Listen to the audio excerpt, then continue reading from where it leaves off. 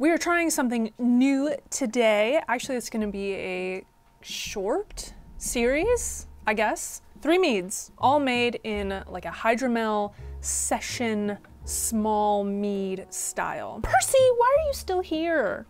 Are you gonna come up here? You can come over here. You wanna come up here? Can you get up? Oh gosh.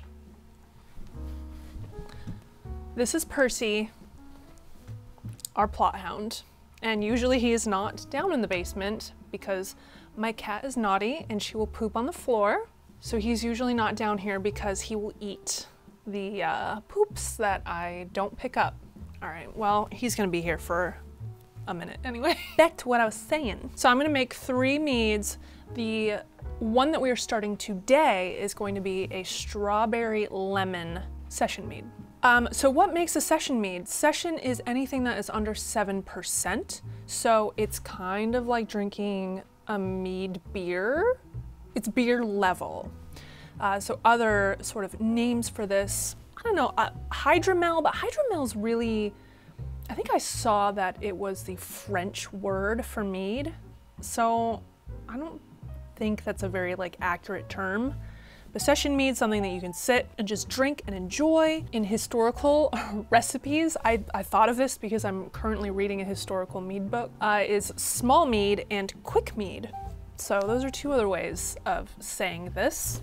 So if you look up any kind of recipes or historical recipes, look up those words, small mead. Okay, so what we are doing, as you can see, I have this beautiful warm honey water here. So I put 1 pound of Dutch Gold clover honey in here, and I am going to be adding the zest of 4 lemons. And that's it right now. The yeast I'm gonna be using is Lalvin D47. I actually have something to properly warm up and hydrate my yeast today. I am gonna add some Go Firm. Oh my gosh, it's like rusty. I'll just take a little bit and sort of crush it in here. Okay. Wanna sniff that?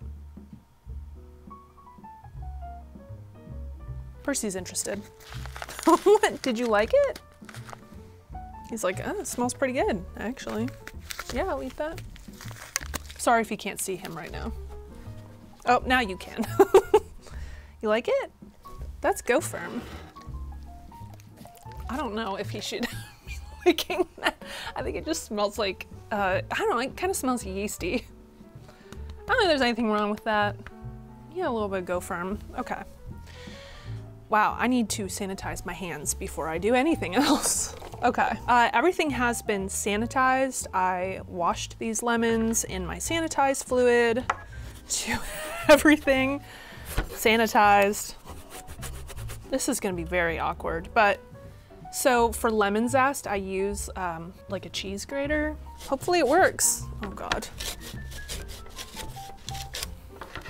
Wow, this is a soft lemon. Maybe I'll use the bigger one. Ow, don't zest your hand. Ow, gosh darn it. I wanna add a lot of lemon zest because I do want a good strong flavor. All right, well, I'm gonna move this back over here since our guest is gone. I'm just gonna start dropping it in. Ooh, I'm gonna start rehydrating some of this actually. I'm gonna use half a packet. I tried finding session mead recipes online. It's tough when it comes to fruit, you know, like I tried looking up like fruit session meads. No one really had anything. Even on YouTube, you know, Man-Made Mead has a hydromel. He just did like a simple honey mead for his, and doing the most, definitely by far has the most session mead recipes. But when it came to adding fruit, he force carbonated his. He didn't like bottle carbonate because obviously the fruit is going to get fermented a little bit. But my plan here is to have the bulk of the fermentation happen right at the start without the fruit. And then I'm gonna add it in once that's done. And this will not take very long. These meads are designed so that you can basically drink them in a month. Like for me, if you've been watching this channel for a while, you'll know that I haven't used any sulfates or, you know, I haven't used any kind of additives in any of my meads yet. And I thought this would be like the perfect recipe for that because you can't sulfate it, because if you do, then it won't be sparkling. And that's kind of the whole point of this style of mead, is that it's sparkling. But with the addition of the fruits and stuff, I think it'll give it a nice, kind of a lightly sweet edge, maybe? I don't know, I really don't know what I'm talking about. This whole channel is experimentation, you know? Dang it, I really should have brought my little funnel. I have a funnel, make life easier. All right, so I have roundabouts the zest of 4 lemons. I'm gonna pour my yeast in here and hopefully not pour it everywhere. Oh no, I didn't even take into account yeast water. This was perfect. Ooh, I guess before I put in the airlock, I should make a mess. In my airlock, I just have some sanitized liquid. I use 1 step, though I'm starting to run low, and I will be getting Star San because that seems to be like the one that most people use. Oh my God. I forgot to take a gravity reading. Oh, I got a new proper graduated cylinder here. It is at 1.06. 1.036. About what percentage that'll be if it goes down to 1? Almost 5%, so 4.7. With the addition of fruit, it'll probably go up to about 5%, which I like. That's kind of the whole point of this, that it's gonna be really easy mead to drink. Well, that is it for now. I will be back in a week for this one to, actually probably less than a week. It'll probably ferment out in a couple.